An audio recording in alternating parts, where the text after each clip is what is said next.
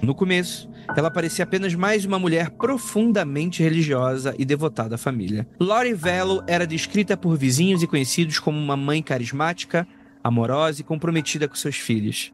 Mas por trás da fachada de normalidade, escondia-se um universo de crenças apocalípticas, manipulação psicológica e crimes brutais. Quando os noticiários começaram a estampar seu rosto ao lado do novo marido, Chad Daybell, com títulos que variavam de O Casal do Fim do Mundo ou Profetas do Apocalipse, o mundo passou a prestar atenção e o que se revelou foi um caso tão perturbador quanto fascinante, onde a religião, o fanatismo e poder causaram mortes e desaparecimentos. E esse é o caso que vamos comentar hoje no Mundo Freak dessa semana, logo depois da vinheta, e a gente já volta.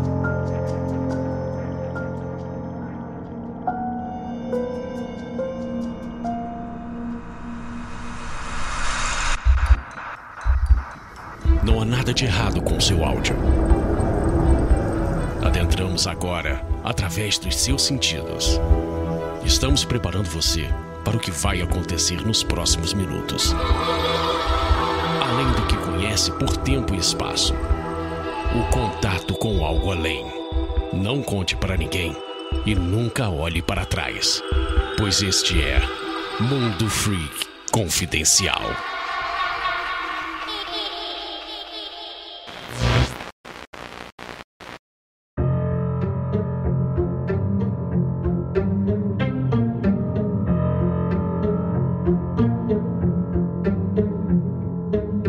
Longos dias e belas noites, queridos ouvintes. Está começando mais um Mundo Freak Confidencial. Eu sou o Andrei Fernandes e hoje vamos comentar crime. E para me ajudar temos aqui nosso queridíssimo Rafael Jacaúna. Hoje vai ser mais um daqueles programas polêmicos, porque eu quando eu tô aqui agora eu quero trazer o processo pro Andrei.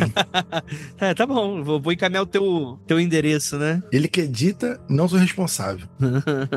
E temos novamente ela, nossa queridíssima Gisele Pessoa, nossa Gi, tudo bem? Tudo bem, gente, olha eu aqui de novo, voltei. Obrigada, gente, por me convidar novamente para falar de um tema tão legal, né? Um culto, um crime, tudo que eu gosto. Olha aí, você gosta de crime? Você gosta de crime? Somos do Rio de Janeiro, claro que a gente gosta de crime.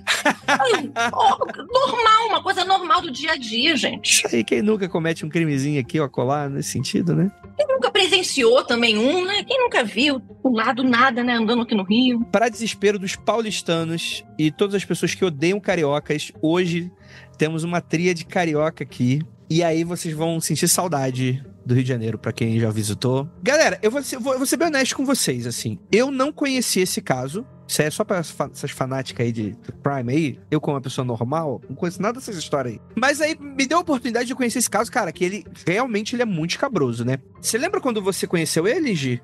Não, eu lembro que eu sempre acompanhei o canal no YouTube do Court TV, né? Que passa julgamentos ao vivo nos Estados Unidos. E aí eu lembro de ter visto, e aí depois estreou na Netflix um documentário sobre, que eu assisti. E aí eu descobri assim, na verdade, olhando no feed, rolando no feed do canal e vendo.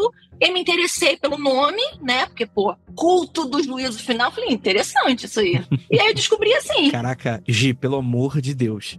O teu momento de hobby é ficar vendo julgamentos dos Estados Unidos? Como é que funciona? Uhum. Então, eu tô curioso, assim, porque eu nem sabia que existia isso. Lá é televisionado, assim, julgamento normal? Sim, tanto que a gente tem filmagens do caso do julgamento do O.J., tem trechos do caso dos Menendez, isso tudo passou no Court TV. Aqui no Brasil a gente também tem julgamentos, alguns tribunais de justiça, como o do Rio Grande do Sul, do Paraná, eles também transmitem julgamentos ao vivo, inclusive tribunais de júri.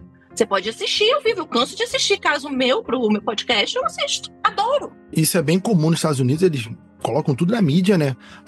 Por exemplo, o caso do O.J. Simpson, né? Foi um furor danado na época, porque ele foi todo televisionado. Sim. Um dos casos, inclusive, que acharam que esse televisionado não foi porque envolvia a intimidade de muita gente, imagens muito íntimas, era o caso do P. Diddy, né, que passou agora recentemente. Ele não foi televisionado e o pessoal queria que fosse, mas acabou não sendo, por motivos de particularidades do próprio caso. Mas a galera lá se amarra nisso. Caraca. Eu também.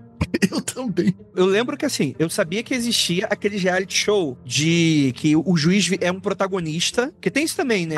Sim. Esse também é bem legal. Cara, eu acho horrendo. Desculpa, gente, eu acho horrendo. Mas assim, por uma questão ética.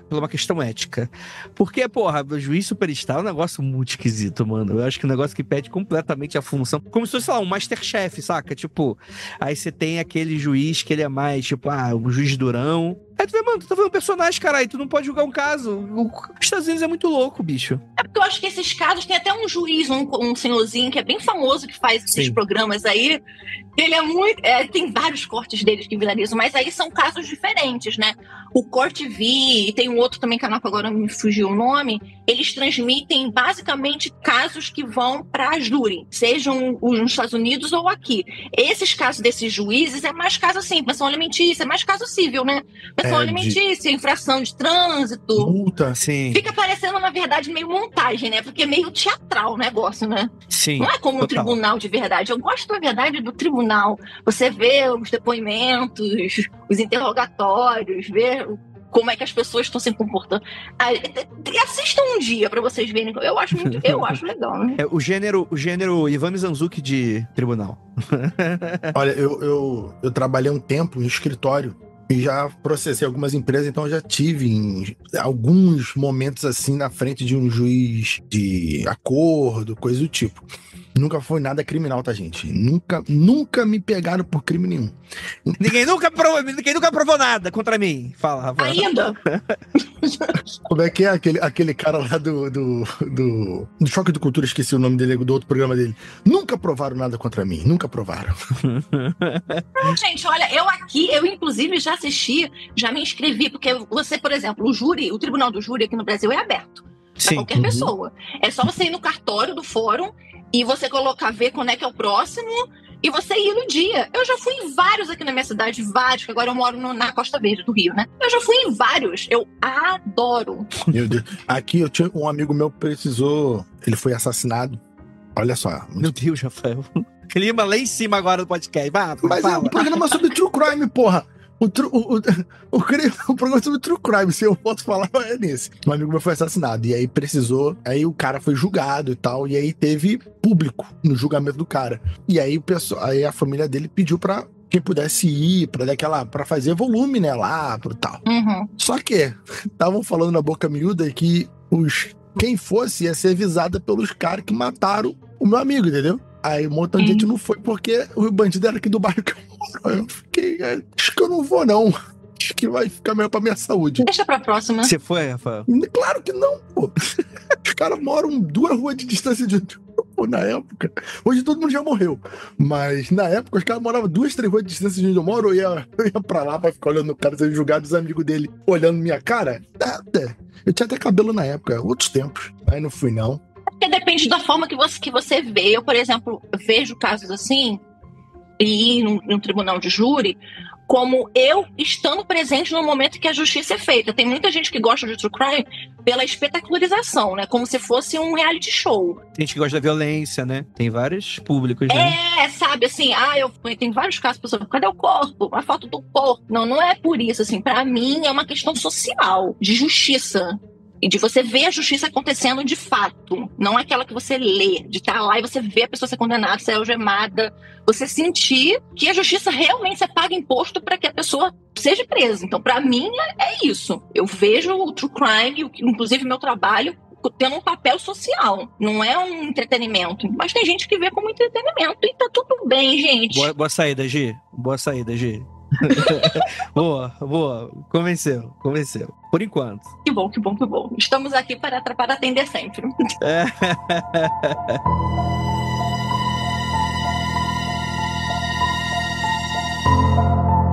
Então vamos lá, galera. Que história é essa do Lori Vallow, né? Ela ganha notoriedade, essa história toda, em 2019. Então é algo bem recente. Porque o que acontece, né? A gente tem os 2 filhos menores dela, o Tylee Ryan e J.J. Vallow, que desapareceram misteriosamente no estado de Idaho, Estados Unidos, né? E à medida que a investigação avançava, né, uma teia de eventos muito macabros acabava sendo revelada cada vez mais, né? Mortes em circunstâncias suspeitas, casamentos apressados e até profecias apocalípticas, né? Inclusive, que envolvia uma crença radical de que algumas pessoas seriam, entre aspas, zumbis possuídos por um espírito maligno. Ou seja, isso aí é prato cheio, né? Pra galera aí do True Crime aí, né? Ai, gente, adora. A gente tinha essa Lori, né? Que, junto do seu então novo marido, o escritor Chad Daybell, ela foi acusada não apenas do envolvimento no desaparecimento dos filhos, mas de orquestrar e participar de uma série de crimes justificados por suas doutrinas religiosas, né? Ela era muito religiosa e aí a ideia geral foi que esse negócio foi saindo um pouco do controle. A polícia, então, ela vai descobrindo que o casal fazia parte de um grupo que acreditava estar se preparando para o fim dos tempos. E é muito interessante porque existe esse gênero de pessoas que é muito famoso. Assim, existe em outros países, óbvio, mas nos Estados Unidos é bem forte essa crença e a prática acho que é preps, né? Dos preparadores, né? Essa galera que acredita que, assim, tem vários grupos diferentes desses preps, né? Mas a ideia geral é que seriam pessoas que estão se preparando para um declínio social da civilização, civilizatório, né? Então são geralmente pessoas que constroem bunkers, que mantêm mantimentos e vão fazendo manutenção dentro da validade em locais seguros, que compram equipamentos, que fazem cursos e adquirem práticas de sobrevivência na selva. Só pra falar do Preppers aí, uma coisa curiosa, esses preparadores, uma vez eu tava vendo um programa desses no YouTube, que o cara lá nos Estados Unidos, né, ele é a família toda, né, pessoal, tava fazendo a preparação, tinha todo o vou falar basement, pelo amor de Deus, todo o porão da casa da família era só de produtos. Eles tinham um papo de $40 mil em produtos, produto enlatado, produto não tem caralho, um estoque gigantesco. Aí o cara, jornalista, foi entrevistar o cara, a família.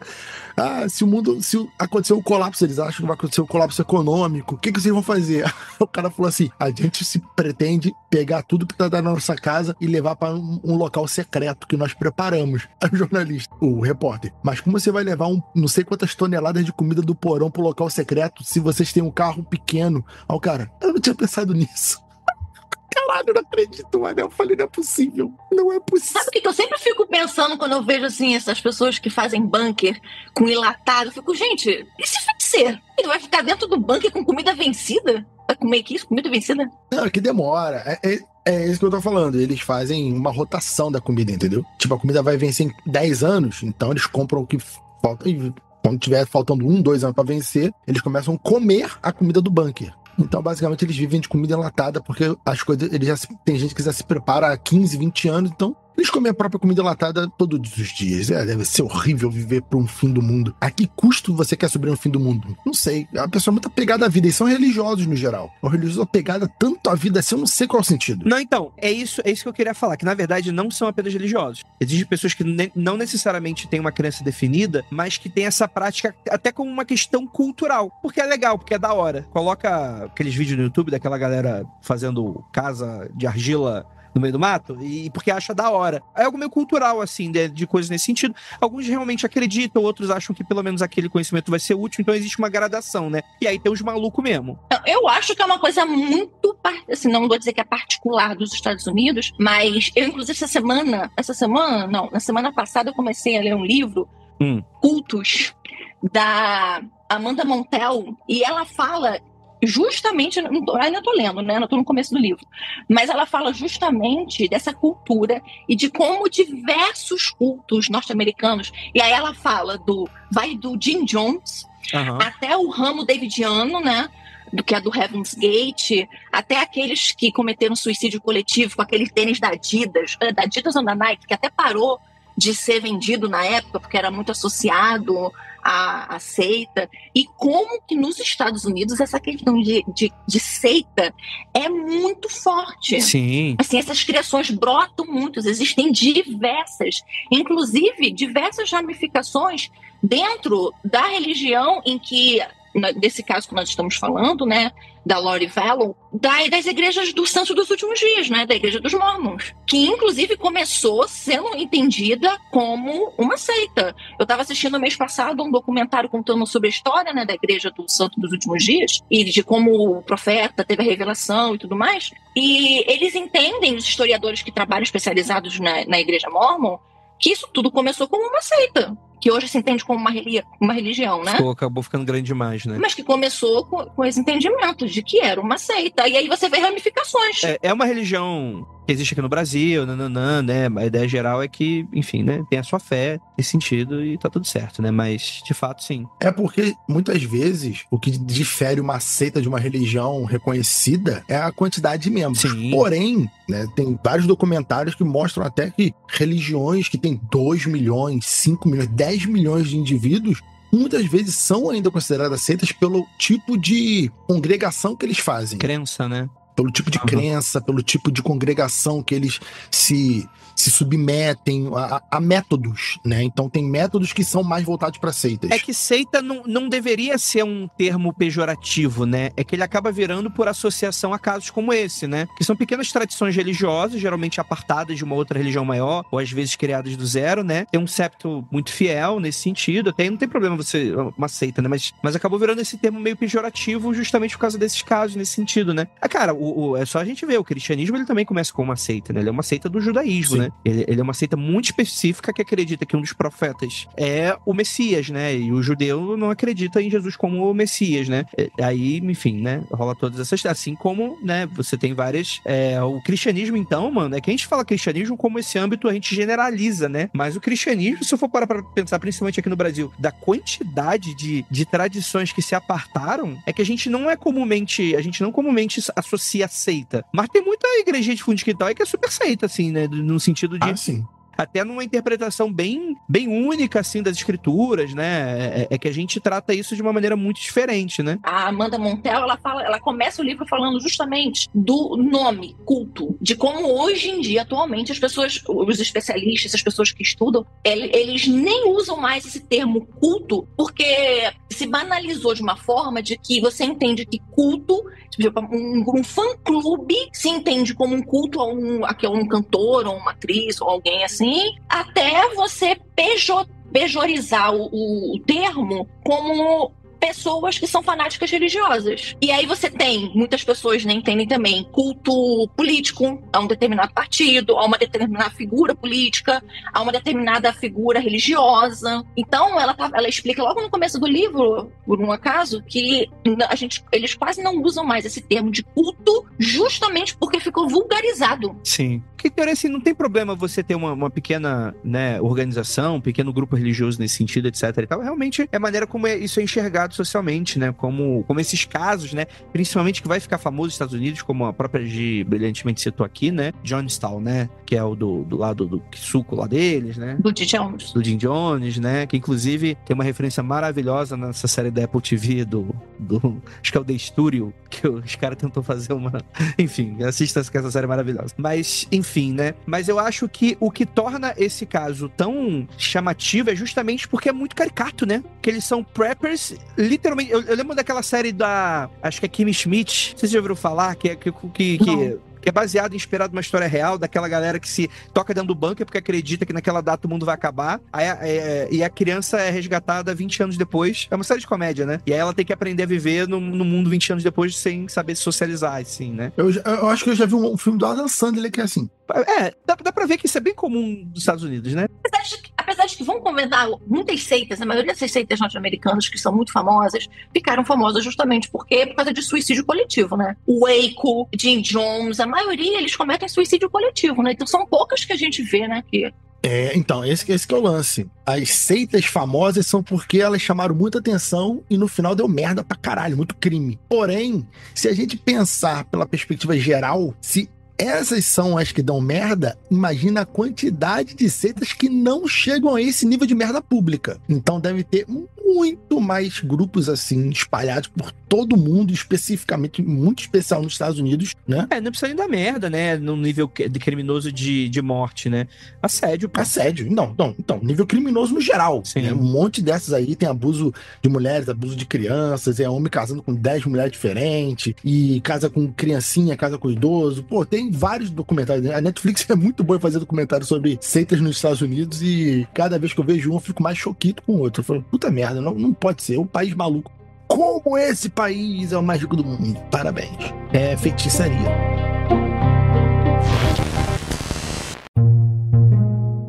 Antes da gente continuar esse papo, eu tenho um recado bem importante para dar para você. Primeiramente, agradecer a sua paciência e a sua audiência de estar sempre aqui com a gente. Você sabe que o Mundo Freak Confidencial é mantido graças aos apoios de vocês. Se você gosta do nosso trabalho, recomendo muito que você entre lá na nossa página no Apoia-se. Se você não conhece o endereço, www.apoia.se/confidencial, que com o mínimo ali você consegue nos ajudar pra caramba, participar do nosso grupo secreto, de vez em quando participar aqui de uma gravação. Você tem aí a bola pra continuar quicando, então a gente agradece muito se você é apoiador. Se você não é, está dando a sua audiência aqui também, a gente agradece da mesma forma.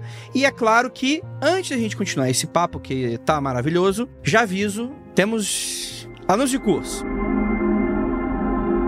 Gente, vocês sabem que a gente tem uma casa do lado chamada Magicando, que é a nossa casa, que sou eu que toco, né, com alguns participantes aqui que aparecem no Mundo Freak, né, como o senhor Marcos Keller, Ananda Mida, Vinícius Ferreira, Lívia Andrade, enfim, que a gente fala sobre temas esotéricos, né, como magões da porra que somos. Vamos te ensinar aí como adentrar as artes ocultas, herméticas, bruxísticas, macumbísticas aí com você. E de vez em quando nós lançamos certos cursos. E esses cursos têm como objetivo te tirar aí do sofá para praticar. Porque eu sei que alguns de vocês ficam escutando ali Magicando, compram um livrinho aqui, compram um livrinho ali, mas tem medo que as coisas aconteçam. Tem medo dos resultados, tem medo que dê problema. E qual é a melhor forma? É você aprender com quem você já gosta. É por isso, senhoras e senhores, que, cara, esse curso aqui não tem cético não, hein? Esse curso aqui eu quero ver quem é cético, hein? Dominando a arte da ritualística, criando e realizando rituais. Para você aí que quer invocar Baphomet, para você que quer construir, né, essa arte tão básica, né, dentro da magia, né, que é você fazer elaborados rituais para todos e os mais diversos fins, Vinícius Ferreira está com um curso único, imprescindível, que será ministrado agora dia 11 e dia 12 de outubro. E galera, corre que as vagas estão indo. Então, se você quiser fazer esse curso... E assim, Andrei, o que vão ensinar esse curso? Ocus Pocus, Abracadabra? Quero ver você balançando só. O Magicando, né? Eu vou ler aqui pra vocês aqui. O Magicando está feliz de anunciar mais um curso ministrado pro nosso querido magiqueiro, olha lá. Se você quer desvendar e dominar a arte de criar rituais, esse curso é perfeito para você. É uma imersão teórica nas técnicas de criação e realização dessa prática tão essencial para qualquer praticante da magia moderna, né? Então, Vinícius Ferreira aí, que é um magista de décadas aí, né? Vai compartilhar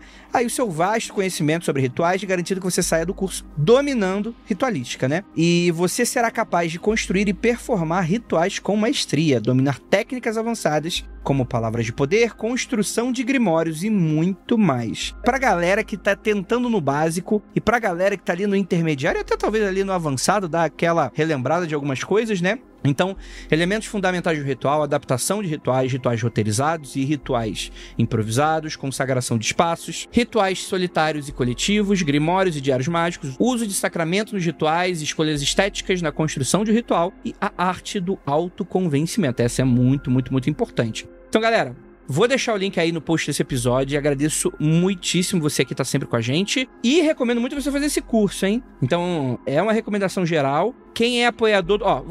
eu vou fazer uma novidade aqui. Apoiador do Magicando tem desconto de 15% em adquirir o curso, né? E é um curso que pode ser adquirido em até 12 vezes, olha aí. E eu vou abrir pela primeira vez chamada para apoiadores do Mundo Freak que quiserem ganhar desconto. Me fala assim, Andrei, quero desconto. Vai lá no nosso Instagram, @MundoFreak, pede lá, Andrei, quero desconto. E eu sou apoiador e eu vou dar desconto pra vocês. Ah, é acumulativo? Não, não é acumulativo. Vocês também estão querendo demais, né? Apoia os dois. Não, apoia os dois, aí você escolhe um. Qual que você vai querer? Então é isso, galera. Muito obrigado pra você que está aqui sempre com a gente. É aquilo. Bora voltar aqui pro papo, que ele tá maravilhoso. Então bora lá.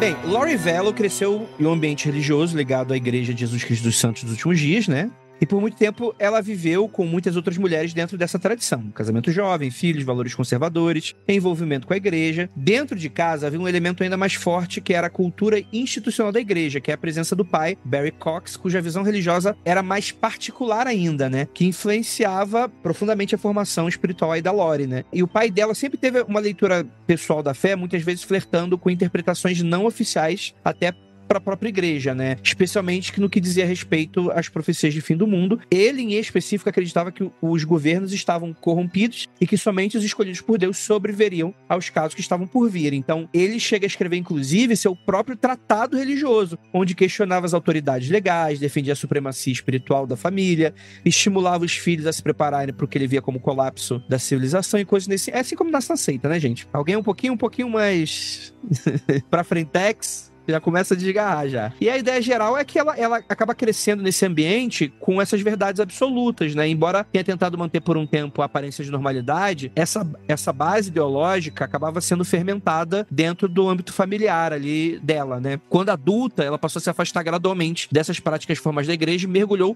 em textos alternativos sobre reencarnação, energia espiritual, combate entre luz e trevas, missões proféticas. Começou então a buscar palestras, círculos onde essas ideias eram debatidas abertamente, muitas vezes por fora da estrutura oficial da religião, e com o tempo esse fascínio se transformou em uma identificação e Lori passou a acreditar que era a reencarnação de uma figura divina chamada Helena, com a missão espiritual de preparar o planeta para o retorno de Cristo. Quando tu vê que a pessoa... Essas pessoas que estão conversando agora no ChatGPT é tudo assim, né? O ChatGPT, você pergunta, ele confirma. Eu sou a reencarnação aqui, eu sou a profetisa que vai falar da vida de Jesus. O ChatGPT vai falar que sim, porque é isso que ele serve, porque ele é construído para fazer, né? Mas vocês já viram essas notícias aí da galera que tá entrando em psicose conversando com o IA? Já ouviram falar disso? Não. Nossa, não. Mas eu não fico surpreso. Eu vi que tem gente que faz terapia, né? Não ChatGPT, mas de ficar assim. Não, tem gente tirando tarô, fazendo mapa astral. Isso é normal. Isso eu já vi no Twitter o pessoal falando que faz. Mas o rolê que tá pegando mesmo é que tem uma minoria aí que tá entrando em psicose religiosa por causa do ChatGPT. Que o ChatGPT, ele é programado pra confirmar e te bajular. Então, se uma pessoa já tá tendo umas ideias meio erradas, o ChatGPT fala, não, você de fato é reencarnação de não sei o que lá, e você tem, tipo, total discurso de seita, assim, né? Só porque ele não pode te negar. Deixa eu falar uma coisa aqui, né? Então, assim, tira as crianças da sala, que eu vou falar um negócio muito sério agora pra você. Ih, caralho. Peraí, eu vou sair. É processo, peraí. Calma aí. Mentira. Tá muito sério aqui, com tranquilidade, não vou ofender ninguém. Sei. Pelo menos ninguém que é adulto, né? Crianças talvez ficam ofendidas de qualquer coisa. Gente, você pode ter a religião que você quiser. Eu sou cristão, criado de igreja católica, faço minhas orações, tenho aqui meu terço ali, ó, sempre nas lives aqui pendurado, bonitinho. A skin Rafael Católico de novo aí, a galera. Porque... Eu falo isso porque o pessoal... Tem gente que acha que eu sou satanista de verdade, né? O pessoal diz, tu não é satanista? Aí eu pergunto a pessoa, de onde você tirou isso? A pessoa, porque você sempre fala, é o demônio e tal, enfim. Mas, gente, você pode ter a religião que tu quiser, mas se, enquanto você está na sua casa, você fica ouvindo a voz de Deus te mandando fazer coisas, na moral, procura um médico. Vai procurar ajuda. Esse negócio de Deus falou comigo porque eu sou o alecrim dourado, porque eu sou o último cristal que vai salvar o planeta, que eu vou salvar não sei quem, XYZ, que é assim como Deus fez aquele fulano de tal querer matar o filho na última hora, impediu de matar o filho, então Deus vai fazer o mesmo. Para! Você não é melhor do que ninguém. Eu sei que tem gente que fala que, inclusive, tem muita reencarnação, por isso que é melhor do que os outros. E aí piora tudo. Mas assim, repensa a sua vida se você acha que você é o cristal supremo e Deus está te dando uma missão secreta. Você é um suburbano de algum estado brasileiro. Você é um pobre ou de classe média. Muita gente aqui escuta classe média. Mas você não é especial, tá? Você é especial pra sua mãe, pro seu pai, pro seu avô, pra sua avó, pros seus amigos. Às vezes nem isso. Às vezes a tua família te odeia também. Às vezes não é especial pra ninguém, tá tudo certo. É por isso que eu tô falando de amigos, inclusive. Porque tem gente que nem tem família, tem. Antes que alguém fale, eu não tenho família. Foda-se, não tem família, pô. Faz uma. Não tem família, cria uma. Mas se Deus fala com você, gente, repense suas coisas. Falar com Deus tudo bem, mas quando Deus te responde no ouvidinho no particular é perigoso. Muito cuidado. Muito cuidado. Então fica aí a dica de Rafael Jacaúna aí. Porque tem tem casos, eu já trabalhei com casos criminais, que a pessoa é esquizofrênica, por exemplo. Sim. E a pessoa esquizofrênica, uma das características da esquizofrenia é justamente você ouvir vozes. Tem aquele filme, Uma Mente Brilhante, Sim. se eu não me engano, né, eu não vou nem falar o nome, porque eu posso errar o nome do ator. O seu Crow? Eu ia dizer esse, mas fiquei com medo de errar, porque eu não sou muito boa com nomes. E ele é esquizofrênico. E a voz demorou muito para ele entender que o que estava falando com ele, na verdade, era uma pessoa que ele via e ouvia, não existia. Porque às vezes a voz vem seguida de uma imagem. A pessoa vê, ela acredita naquela voz. Ela acredita que é um Deus, que é um anjo, que, sei lá, um agente secreto que tá falando com ela. Aquele caso do filho do Sam, ele acreditava que o cachorro do vizinho falava com ele e mandava ele cometer os crimes. Olha só, não fala mal de gente que fala com cachorro, porque é reencarnado do cachorro, porque tem presidentes por aí que fazem a mesma coisa e tem gente que acredita. Então, assim, cachorro falar com você, tem histórico de gente que vota em gente assim. Muito cuidado. Mas é aquilo que você falou, você falar com o cachorro, tudo bem. Mas quando o cachorro te responde... Porra, pior que eu conheço umas pessoas que eu tenho certeza que acreditam que o cachorro responde de verdade. Tipo, entendendo, saca? Não, André, olha só. Eu vou até falar pros ouvintes aqui, gente. O seu pet te responder com um olhar, te responder com um sentimento, é uma coisa. Mas tem gente que o André tá falando uma coisa importante. Tem gente que acredita que o cachorro, que o gato, que a tartaruga, que o periquito... O papagaio até fala contigo de verdade.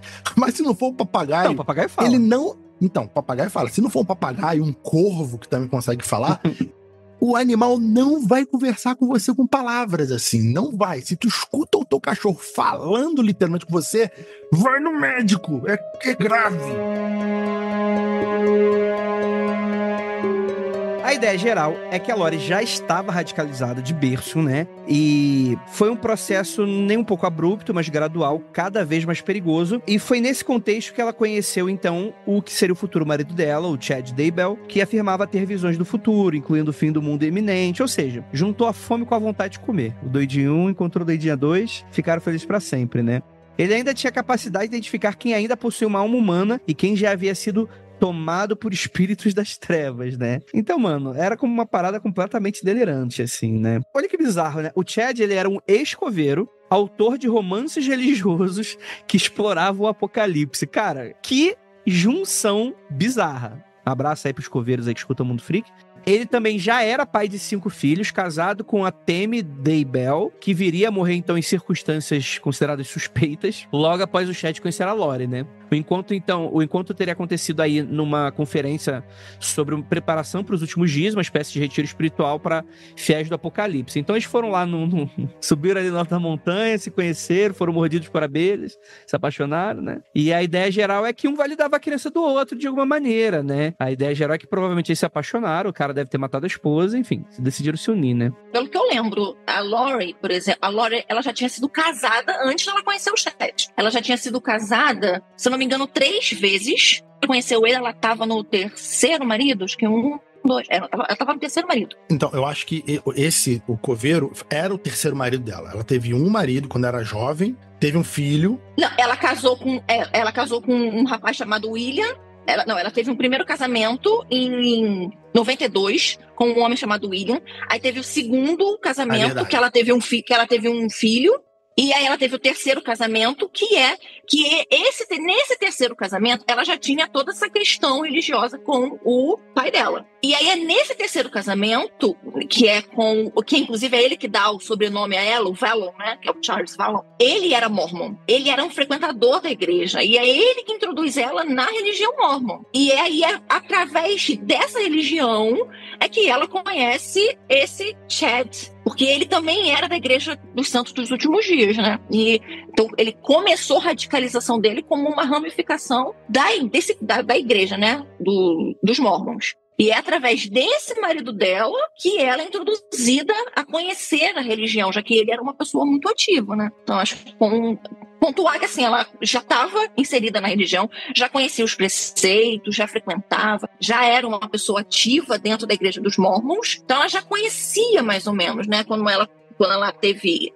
E por isso, inclusive, que ela foi nesse encontro religioso, né, desse grupo que era... Gente, qual era o nome? Era Preparing to People, não é? Se não me engano. Não lembro agora. Era Preparing to Não People. lembro. Era Preparing to People o nome desse encontro, dessas pessoas que eram mormons, porém já era ali uma radicalização primitiva, já era o começo de uma radicalização.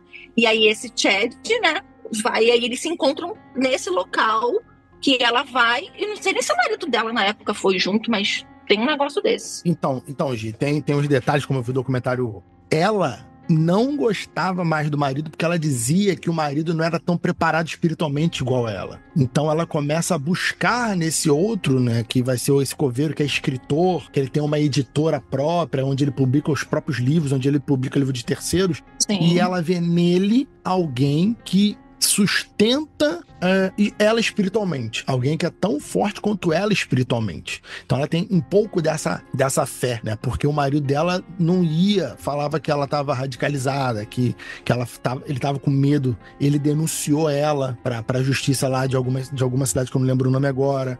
Essa justiça tinha que levar ela para ver um médico. Ela chegou a ver um médico, o médico liberou. Ah, sim. Eu assisti hoje um trecho, né, de um vídeo de uma câmera, né, no body cam de um policial, e ele falando isso, né? Isso, então, isso foi antes e até, né, que ele vai ser assassinado numa conspiração que vai ser julgada. Eu não sei exatamente qual foi o resultado, mas parece que esse caso tem uns 4, 5 anos que esse caso aconteceu. E é relativamente recente. Então o marido morre, supostamente porque tentou agredir o irmão, e o irmão saca uma arma e mata o marido dela, e ela não chora em nenhum momento, ela não sente pena de nenhum momento, e ela comovia as pessoas. Aparece na entrevista, ela falando, ela não perguntou se o marido, ela chegou na casa, o pessoal disse assim, seu marido está lá dentro, ela não perguntou nenhuma vez como é que ele estava. Uhum. E ela levou a criança para a escola, voltou, tal, e ela comoveu os policiais falando que ele perseguia e tal. Pode ser verdade? Claro que pode,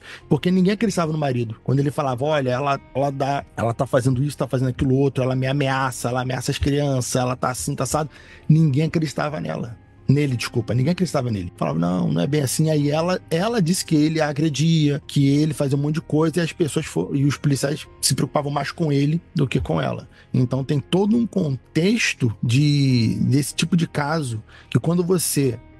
O seu julgamento prévio é uma situação que você já parte, é sempre complicado. Um policial, alguém da autoridade, alguém que tem um treinamento, ele deveria tentar ser o menos influenciado possível por circunstâncias prévias. Ele deveria olhar as coisas que estão acontecendo e investigar em cima daquelas coisas. É sempre muito complicado essa situação, né, de denúncia de homem e mulher brigando, porque tem essas questões muito complexas, né? Então, mas vamos partir então disso que você falou, de como ela viu o marido e de como ela viu o Chad. Até onde, aí é um questionamento meu, até onde isso realmente tem a ver com a visão religiosa dela ou com o status que ela queria ter dentro daquela religião que ela estava inserida? De tipo, eu estou casada com um homem mormon. E eu frequento encontros de pessoas mormons. E aí, de repente, eu conheço esse outro mormon que é relativamente famoso, os livros dele venderam uma quantidade boa, né? Tem uma editora, as pessoas o ouvem, ele é contratado para dar palestras nesses encontros da igreja, as pessoas admiram ele, as pessoas leem o que ele escreve. Então, ele está dentro daquela comunidade num patamar, supostamente, acima do marido dela, que é só uma pessoa que vai ali nos dias que tem os cultos, assim como ela. Então, se ela se vê como alguém espiritualmente superior ao marido dela, até onde que é a visão dela religiosa, ou até onde ela quer, por motivo de, sei lá, de alguma questão de personalidade, de querer se sentir mais superior, inclusive às outras pessoas daquela comunidade, e se juntar com alguém que está no patamar dela socialmente, não religiosamente. Cara, eu acho que esse seu levantamento, ele é muito pertinente, assim, né? Porque se de fato a gente tem esse cara que ele se apresenta como uma autoridade, e aí é claro que aqui entra um critério muito especulativo que a gente pode ficar especulando pra sempre. Nós estamos elucubrando, são só elucubrações, né? Mas eu acho que essas elucubrações, elas fazem sentido, porque essa troca, você vê que é uma pessoa que ou ela tá galgando poder político, o que eu nem acho que seja necessariamente esse o caso, ou um poder espiritual, né? E alguma coisa que não apenas validasse ela, mas que ela se sentisse, tipo, não, eu sei que essas paradas vão acontecer. Então, mano... E aí o cara também fala, mano, essa mina é doidona, igual eu, tipo, bate as paradas, ela tá falando umas paradas, acho que só ela vai me entender. Então, realmente, uniu um match aí muito diabólico, assim, com perdão trocadilho. Eu acho que as pessoas, o ser humano, eu acho, como um todo, sempre procura um viés de confirmação. Sim. Seja político, seja religioso, seja comportamental, a gente sempre procura um viés de confirmação. Total. Por isso que as pessoas são levadas, muitas vezes, são manipuladas, porque aí depende do quanto que você se deixa influenciar por aquele viés de confirmação que você está procurando. Então, talvez ela estivesse e ele também estivesse procurando esse viés de confirmação. Alguém que a todo momento aprovasse, reaprovasse a crença dele, e dela no caso, né? Então eles se encontram isso. Tem até um termo que tem um psiquiatra forense, o Dr. Guido Palomba, ele sempre fala que existe aquele foliador, né? Que quando não é o caso, mas eu exemplifico no True Crime assim, né? É quando um psicopata encontra alguém que tem uma autoestima baixa. E aí faz um match perfeito, que é uma pessoa que lidera com alguém que quer ser liderado. E aí eles se encontram e cometem um crime. Não é exatamente um crime, mas assim, são pessoas, um tem aquilo que falta no outro, e aí eles se encaixam e se complementam. E aí pode ser o caso dos dois. Ele precisava de uma group e ela tava querendo um ídolo. Tá vendo, Rafael? Cuidado aí com esse papo aí. Quem entra em contato contigo, que às vezes é uma maluca aí dessa aí, tu já é maluco. Mas agora eu sou casado. Já era. É verdade, né? Agora você é homem de Deus, né? Já era. Agora eu sou um cara tranquilo, na minha. Entendi. Mas também tem um detalhe interessante. Ela era casada e o marido morreu. E ele era casado e a esposa morreu também. Então, eles, para chegar num objetivo em comum, eles tinham um empecilho, porque pela religião eles não poderiam se separar. Então, eles resolveram ficar viúvos, aí tudo bem. Então, até que a morte os separe. E os seus respectivos cônjuges foram dessa pra pior. Então, é até que a morte os separe dos cônjuges, né? Porque eles mesmos ficaram vivos. Sim. Eles foram julgados. Até que a morte me separe do meu cônjuge. Então a esposa de um lado morreu, inclusive a esposa, se eu não me engano, já tinha uma quantidade boa de filhos, né? Ele já tinha vários filhos também. E o marido dela tinha acho que 4 ou 5 filhos. 5 filhos. Ela comunica os enteados, né? Que já eram adultos, que o pai morreu por mensagem, sei lá, fala assim, teu pai morreu. E demora tipo 5 horas pra responder de novo eles. É uma pessoa muito agradável. É, galera. Bem, algumas mensagens recuperadas aí pela investigação, né? O casal acreditava ter vivido diversas vidas passadas juntos, olha aí, um colocando, né, no outro, né? Isso, gente. Que estavam predestinados a liderar os, abre aspas, 144 mil escolhidos, fecha aspas, que sobreviveriam ao fim do mundo, né? E na teologia particular deles, pessoas próximas como cônjuges, filho, amigo, poderiam ser substituídas se estivessem possessas. E essa lógica justificava o afastamento. Cara, esse mecanismo, ele é muito interessante, porque esse é o mecanismo clássico de seita, que é o quê? Afastar você da tua rede de apoio. Quem fala, talvez esse discurso parece meio estranho, é afastado como alguém que tá pelas forças do mal, né? Cara, isso é super clássico. Inclusive, ela dizia isso do marido, que o marido, ela deu um nome que eu não lembro agora, mas ela dizia que o marido era outra pessoa. E o marido fala isso pra polícia. Ela acredita que o meu nome é tal. É verdade, acho que era Nick Schneider. Era Nick Schneider, né? Ela chamava o espírito. Né? O policial, quem é Nick Schneider? Aí o cara, eu não sei. E ela fala que eu sou essa pessoa. Mas você é o marido dela? Aí ele, sim, sou o marido. Você é o Nick Schneider? Ele, não, eu não sou o Nick Schneider. Eu sou fulano de tal, meu documento tá aqui, não sei o quê. Então, ela começou a falar que ele era outra pessoa e não acreditava mais nele e não queria estar com ele, levou as crianças e tal, e enfim, mó parada.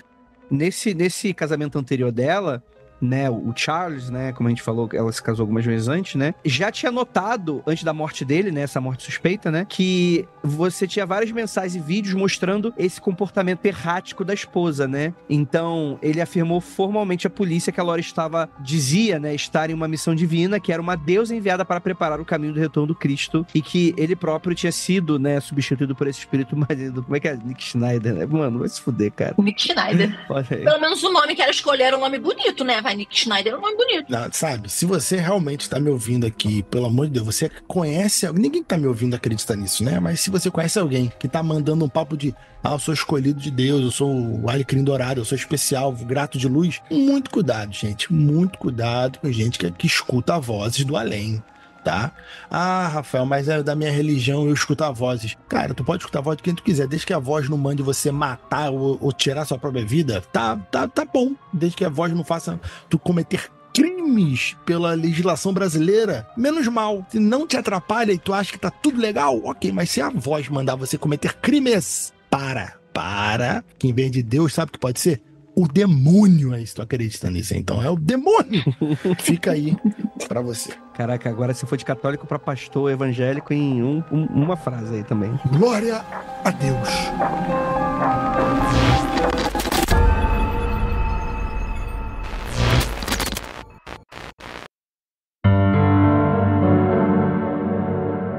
No dia 11 de julho de 2009, Charles vai até a casa de Lori, no Arizona, para buscar a filha, né? Lá, ele encontrou Lori e o irmão dela, Alex Cox.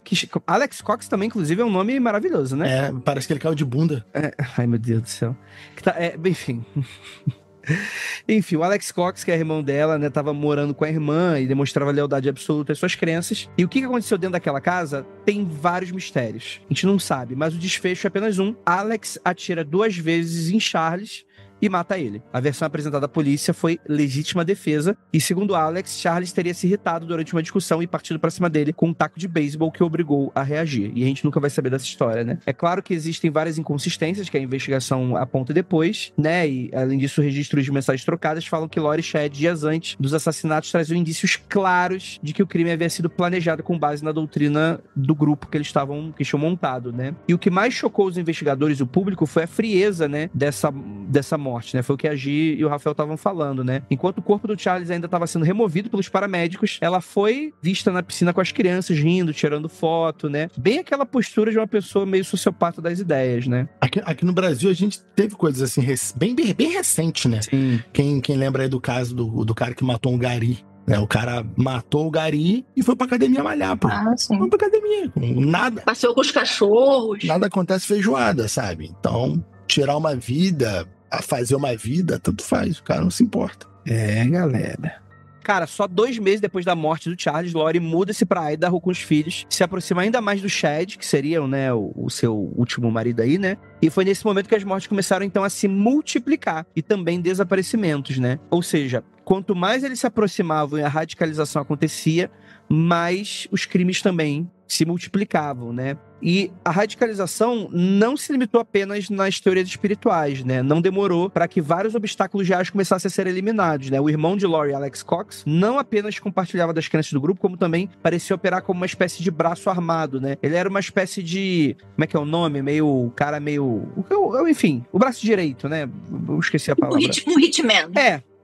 Podemos colocar assim, né? Só que ainda assim, ele morre meses depois de uma forma abrupta e suspeita, possivelmente pouco depois de ajudar a ocultar os corpos dos filhos de Lori, que também teriam desaparecido, né? Então, olha que doideira. Então, provavelmente aí a gente tá falando de uma queima de arquivo. Esse Alex, né? O irmão dela. Quer dizer, quando ele faleceu, isso foi... Ele faleceu em dezembro de 2019. Antes disso, todas as mortes já tinham acontecido. Quer dizer, os filhos dela já tinham sumido, os 2 filhos dela, né? A Tylee e o JJ, né?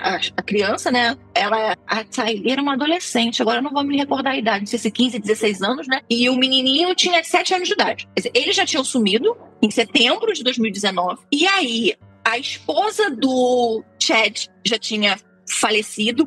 E uma coisa que eu pesquisando, eu descobri não, né? Li, né? De que entre o período de que as crianças sumiram e o Alex morreu, ele primeiro teve a morte do Charles, né? Foi em julho de 2019. Sim. Aí, foi em julho de 2019. E aí depois, uma sobrinha da Lori, que era também sobrinha do Alex, não sei se era filha dele, alguma coisa assim, o marido dela sofreu um atentado, uma tentativa de homicídio, e o carro que atirou no carro dele, a placa era do carro do Charles, que já estava morto. Então, as pessoas acredita-se que também tenha sido o Alex tentando eliminar o marido da sobrinha que estava ali junto com eles na seita. A esposa do Chad, a Tammy, antes de morrer, 10 dias antes dela morrer, ela também sofreu uma tentativa de homicídio. Também atiraram nela de um carro quando ela estava estacionando na frente da casa dela e o Chad em casa. Aí as duas crianças somem. Quando os avós dessas duas crianças, porque esse menininho que eles adotaram, esse último filho dela é adotado, esse de 7 anos, ele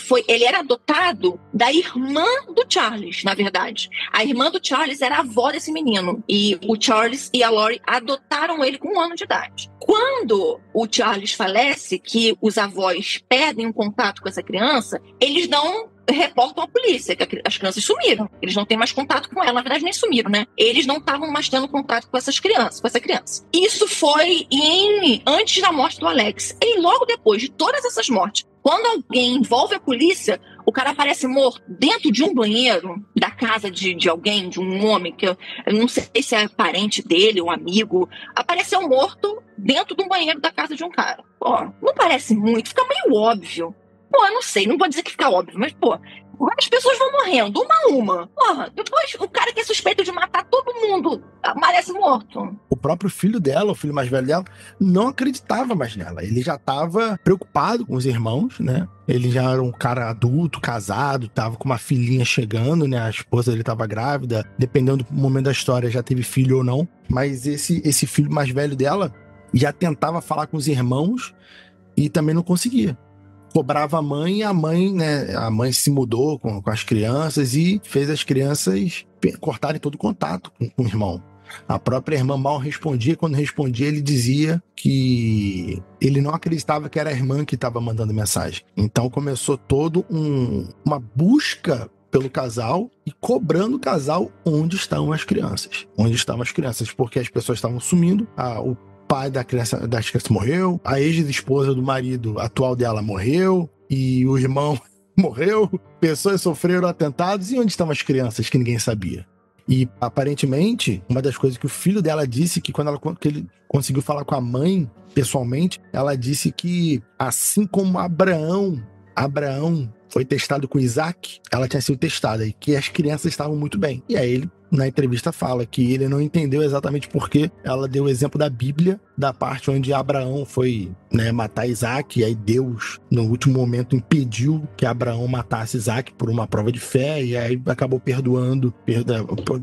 acabou aliviando ali, Isaac saiu vivo, Abraão ficou feliz, e ele ficou confuso, porque a mãe usou esse exemplo para falar dos seus irmãos que estavam desaparecidos, porque ela disse que não ia dizer onde os irmãos estavam. Quase uma confissão, praticamente, né? Pois é, e aí ele ficou, não... O lance é muito, muito sobre isso. Ninguém, né? A mãe da mulher, a mãe dela, até hoje não acredita. A mãe dela perdoou ela, nas entrevistas a mãe diz: não, eu vou guardar as coisas da minha filha porque eu lembro dela muito antes dela se tornar o que se tornou. As pessoas até o último momento não acreditavam que ela seria capaz de cometer esses crimes. As pessoas olhavam para ela e viam a imagem da inocência. Então isso foi muito maculado no caso dela. As pessoas não conseguiam ver nela criminosa. Cara, mas isso é muito interessante, né? Tem a ver com muito gênero, né? Ela é uma mina branca, loura, aquela imagem da classe média alta americana, né? Acima de qualquer suspeita, né? Você olha para ela e por não vender o estereótipo que as pessoas associam, né? Acaba passando dessa parada, né? Pessoa religiosa, né? Tem até uma coisa que eu lembrei agora, que o Charles fala nessa gravação que tem dele, quando ele chama a polícia, né? Ele fala uma coisa que agora que eu me lembrei, eu tava falando sobre como dessa aproximação dela com o Chad ser sobre religião ou sobre status, porque ele conta que ela fala pra ele que em outras vidas ela tinha sido casada com um anjo chamado Moroni. É verdade.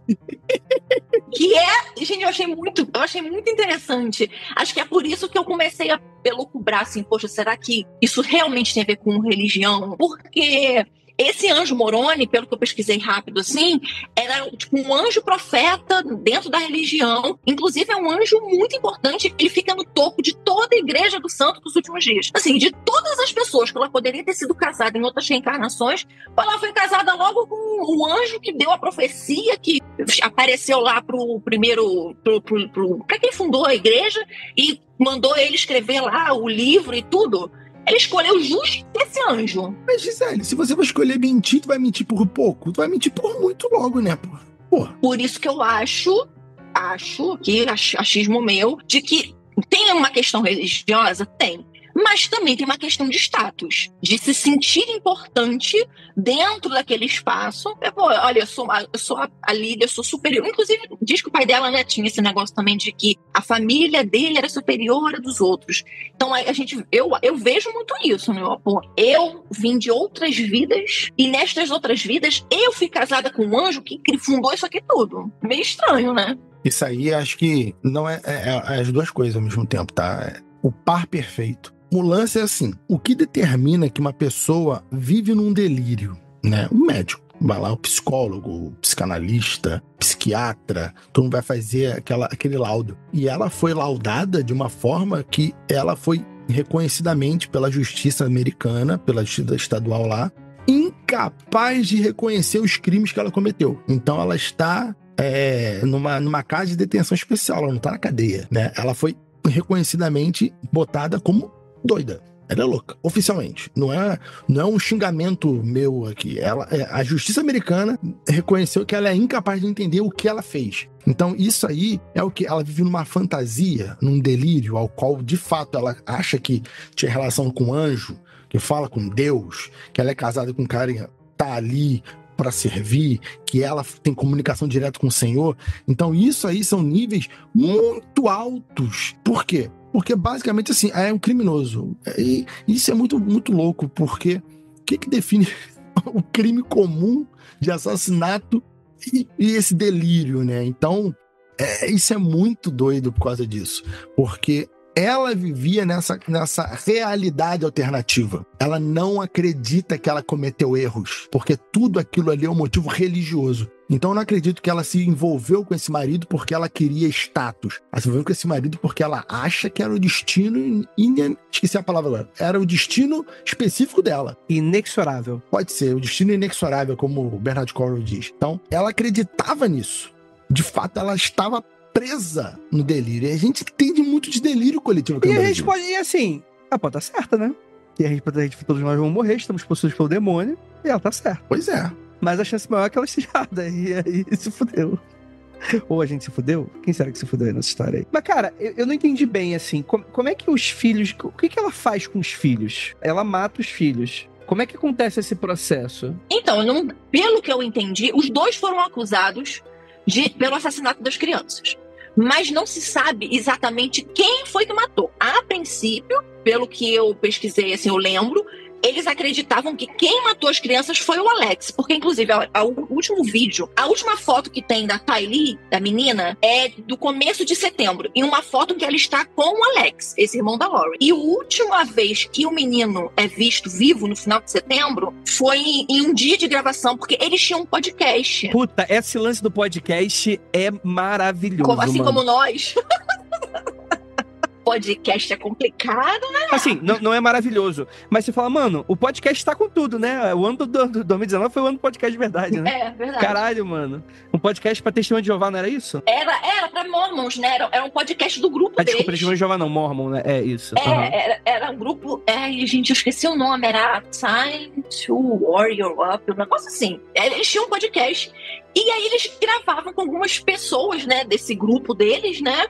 Eles gravavam, e no dia de gravação foi o último dia que esse menino foi visto, que duas pessoas que estavam lá, inclusive uma dessas pessoas é uma moça chamada Melanie. Ela estava nessa gravação desse episódio, e aí ela viu essa criança. E essa mesma Melanie é quem a Lori vai dizer depois pra polícia que tava com a criança. Você não tá comigo não, tá com a Melanie. Ela foi a última pessoa a ver ele com vida. E ele estava com o Alex. No dia seguinte, eles perguntam, né, pô, cadê a criança? Ela fala assim, então, o que aconteceu com JD, né, que eles chamavam o menino, JD. O que aconteceu?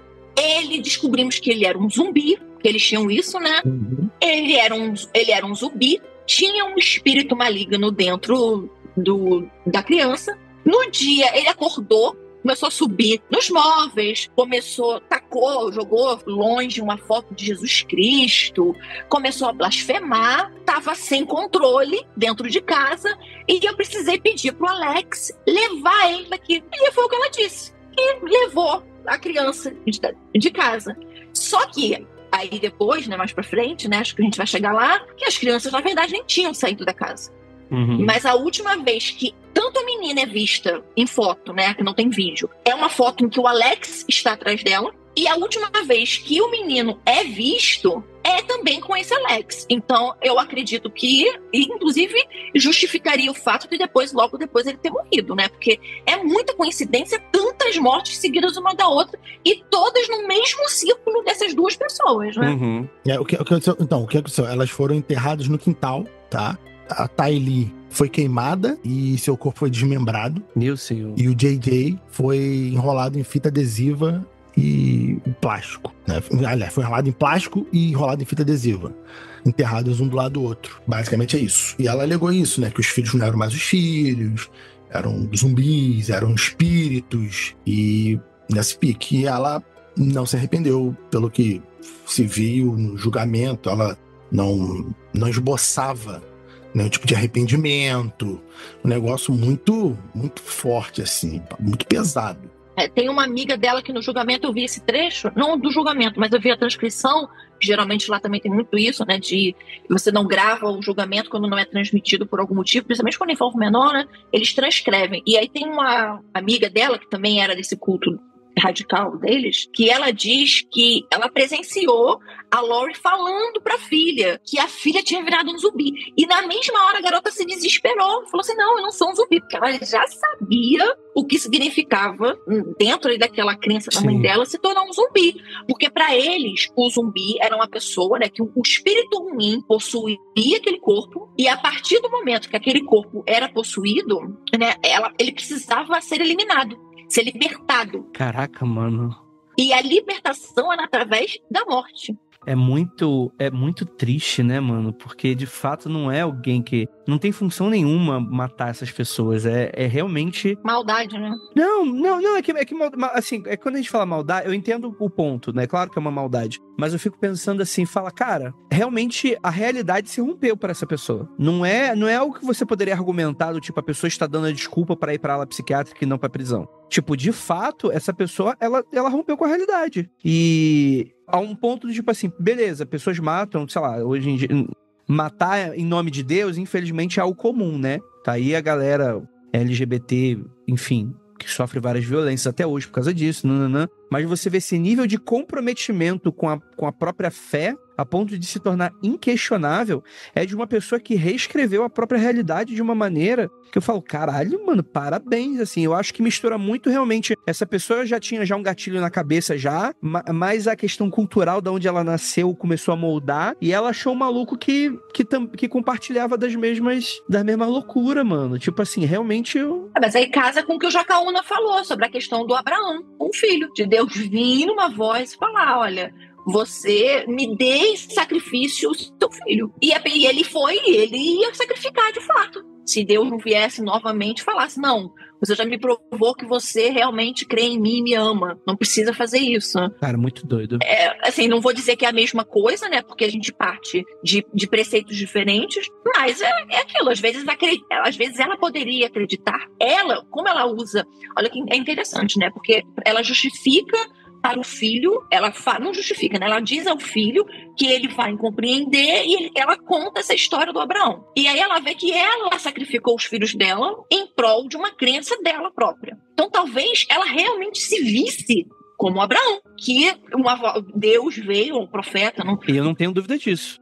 Eu não sei se é Deus que eles acreditam exatamente, porque eu não conheço a religião, mas ele acredita que esse ser superior falou com ela e disse, olha, eu quero... Mas aí tem um outro ponto, e aí eu sempre gosto de pensar em contrapontos quando eu crio uma tese. Porque dentro dessa mesma religião, o Chad tinha 5 filhos. Ela tinha, além desses 2 que eles mataram, ela tinha um mais velho, que na época tinha 23 anos, em torno de 23 anos. E aí, então, ela tem um filho de 23 anos, e todos os filhos do Chad já eram maiores de idade. já eram adultos. Então, crianças só tinham esses dois. E aí, dentro da religião que eles criaram, dentro da crença que eles criaram, zumbis eram só pessoas abaixo de 20 anos. Quer dizer, só eram zumbis para eles e justamente essas crianças. Porque eles só mataram, assim, tudo bem, eles mataram porque o caso deles serem matados, o marido dela, que era, no caso, o marido quando ela conheceu o Chad, e a esposa do Chad, que era a mulher dele quando ele conheceu a Lori. Pra mim, isso aqui é uma questão de um assassinato de interesse, pra que eles possam ficar juntos. Porque 2 meses depois, 2 semanas depois que a Tammy morreu, eles foram pro Havaí e se casaram. Sim. Pode ser, né? Então, assim, essas 2 primeiras mortes, pra mim, é por uma questão de interesse pessoal. Não é uma questão religiosa, porque eles nem eram da fé. Então, eles não professavam a mesma crença que eles. Então, e são pessoas de interesse, porque são justamente os cônjuges. Então, com a eliminação dos 2, porque talvez eles não acreditassem em divórcio, porque geralmente religiões conservadoras não acreditam em divórcio, né? Não é permitido em separação. Então, eles podem ter pensado, bem, antes viúva, é que nem a Flor de Lis, né? Que matou o pastor lá. Viúva, sim. Separada, jamais. É muito doido, né? E isso é mais comum do que a gente... Sim, porque isso não acontece só em seitas. Tipo assim, eu lembro muito daquele... Virou meme, né? De uma... Não sei se é pastora, ministra, se é a mulher do pastor, que ela sobe no púlpito revoltada e fala: meu marido come a novinha mesmo, mas ele é casado comigo! Ah, sim. Tipo... E o rapaz atrás tocando, abre um olhão assim e fala: meu Deus! Cara, Aí tu vê, é muito distorcido, né, esse lance quando você vai para esse lugar da religião em que a tua virtude, né, é você seguir essas questões e não o que tá acontecendo de fato, né? Esse que é a merda, né? Sim, por isso que eu falo assim, eu acho que os 2 primeiros homicídios têm um interesse pessoal deles para que eles possam ficar juntos, caso a religião, a Mormon, não permita, eu não posso ter certeza porque eu não conheço, mas eu acho muito curioso que eles ensinam da crença deles de que pessoas abaixo de 20 anos possam ser tomados por esses espíritos ruins. Porque apesar dela dizer, do Charles dizer que ela fala que ele é um zumbi, que ele se chama Nick Schneider, eu acho que isso pode ser só uma justificativa. Porque me parece, porque é muito conivente, é muito fácil. Pô, matar o marido, matar a mulher, e aí logo em seguida eles casam.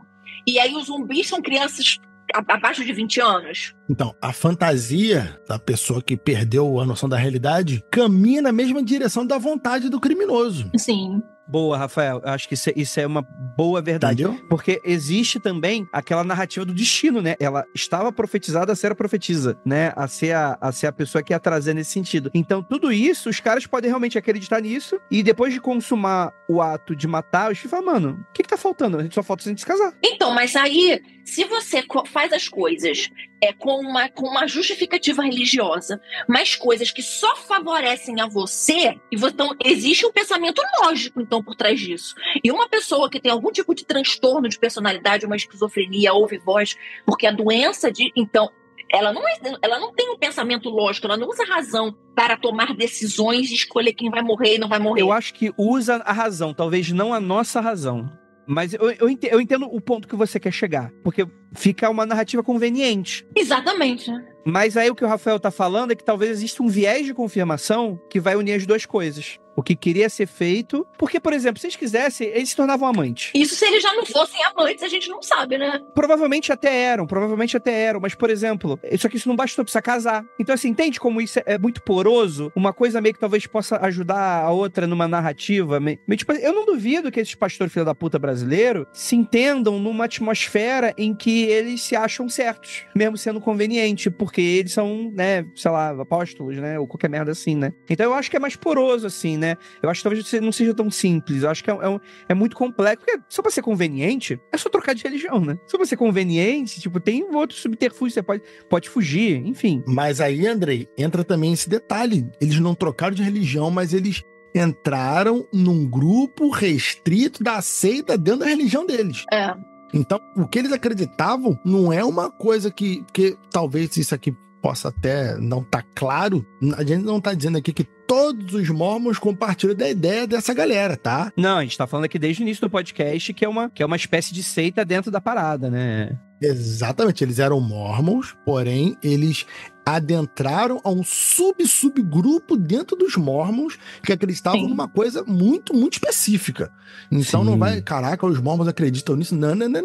Ela usava a base mormon como aquilo ali, mas eles adentraram numa coisa muito mais primitiva, muito mais, entre aspas, na mente deles, real. Sim. Até porque, assim, imagina também que a galera vai perturbar, tipo assim, é óbvio que, né, porra, tem muitos mormons no Brasil e no mundo, assim, se fosse só uma religião de gente doida, não seria algo tão estabilizado e formalizado assim, né? Tem umas religiões que eu acho até que são, mas enfim, né? Podemos talvez não concordar com os métodos, ou com as crenças, mas enfim, não é algo que a gente tem que deixar claro, assim, que a gente não tá falando dos mormons no geral nesse sentido, né? Mas enfim, só pra deixar claro aí também. E a gente pode, assim, eu posso até usar um exemplo histórico, como historiadora que sou, gosto de contextos históricos por trás. Porque isso não é Eu não sabia, desculpa, Gi, eu não sabia que você era historiadora. Eu sou amaldiçoado, sabe por quê? Só tem historiador nessa porra desse podcast. O quê? Eu quero arrumar um médico. Ah, verdade. Um advogado. Verdade. Porque o que historiador me ajuda? Em nada. É fazer um podcast da hora. Inclusive, o dia que a Tupagá vier, me chama. Eu tô amaldiçoado como historiador. Chega, historiador, gente. Ninguém sabe de tanta história assim. É muita história pra contar, é muita fofoca. Chega. Acabou, historiador. Eu acho que lá tem pouco. Estamos precisando de mais historiadores. É verdade. Mas o que eu ia falar era um exemplo que, por exemplo, a gente estava falando, citou nessa questão de você criar um entendimento, uma crença a partir de algo que é conveniente para você. Isso não é uma coisa nova. Henrique VIII já fez isso lá atrás. Quando ele se apaixonou pela Ana Bolena e queria se separar dela. Então, ele se afasta da Igreja Católica e funda a Anglicana, que é uma conveniência para ele, porque ele precisa se divorciar, ele precisa, que você citou, eu me lembrei porque você citou a questão de que eles queriam ficar juntos, né? Eles poderiam criar uma outra, que foi exatamente o que o Henrique VIII fez. A Igreja Católica não permite que eu me separe da minha mulher, não? Então tudo bem, eu vou romper com Roma e vou fundar a minha igreja aqui. E na minha igreja, divórcio é permitido. Verdade. Então isso não é aquilo, né? Na história nada se cria, né? Tudo se repete, né? A gente vê ciclos se repetindo. Isso não é uma novidade. Então, isso já aconteceu lá atrás, né? Lá no estudo, isso já aconteceu. Mas aí criou uma igreja, né? Que também, no começo, foi entendida como uma seita inglesa. Claro. Os ingleses se uniram aqui e formaram essa seita também por uma conveniência. Porque o rei queria se casar com a amante. E a igreja não permitia. Sabe quem fez isso? Constantino. Verdade. Constantino. Viu que os cristãos estavam virando, falou, eu não pode vencê-los juntos a eles, vi cruz no céu, sou cristão, batizei, casei. E aí foi a pior maldição que aconteceu com a Igreja Católica. Porque se isso não tivesse acontecido... Não, desculpa, com todo respeito aos católicos, mano. Roma nunca caiu, está aí, na fé das pessoas. Enfim, leia o meu terceiro livro aí, eu vou falar sobre isso.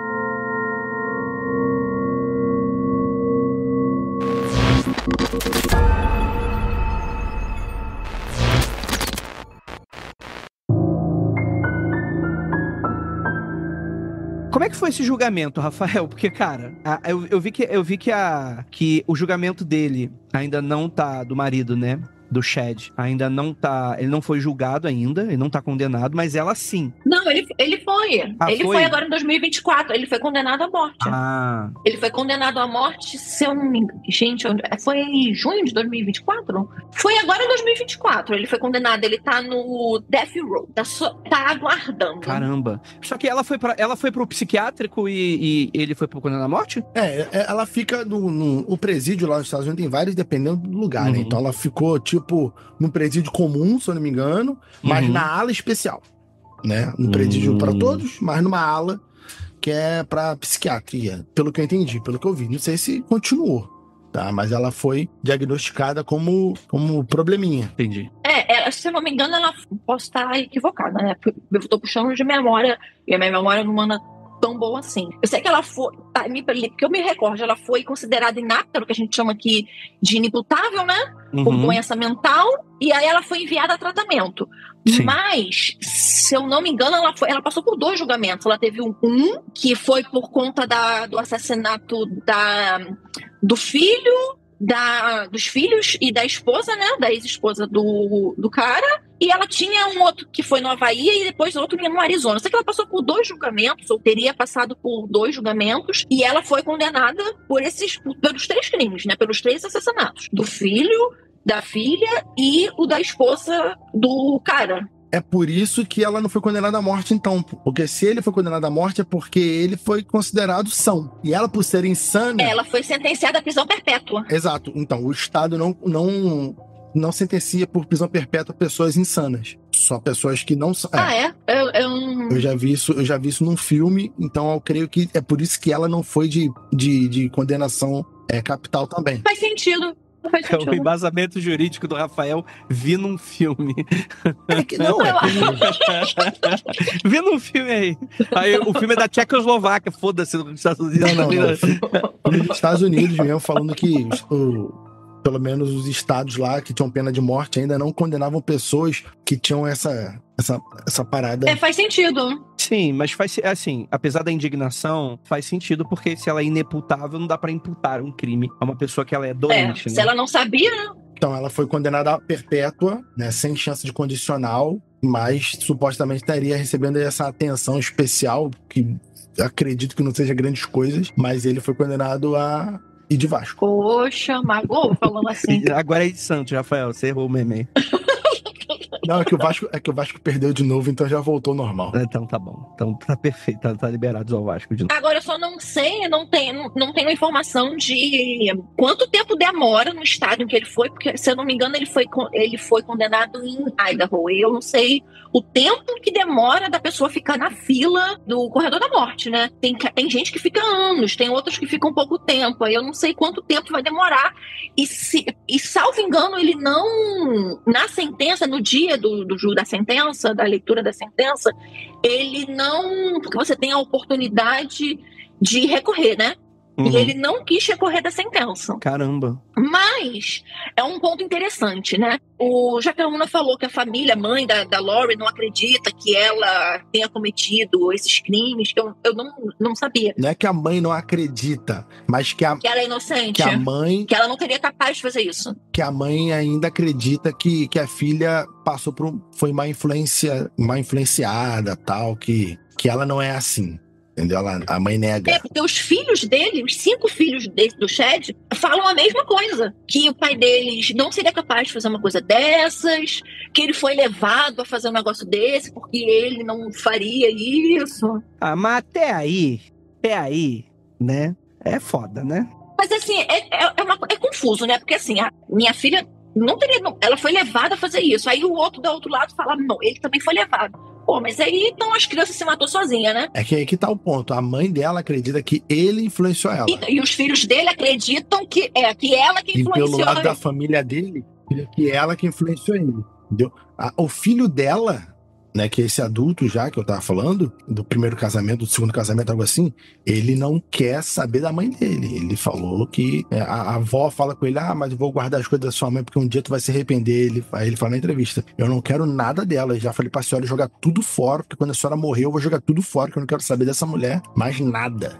A última coisa que eu quero dela é dar essa entrevista e acabar, botar uma pedra no assunto. Então ele não alivia, ele não perdoa ela de nenhum momento por ter matado os irmãos dele. Claro. Eu vi o trecho de um áudio dele conversando com a mãe na prisão, assim, que ela... Antes, não sei se foi antes ou depois do julgamento, em que ele fala, você matou.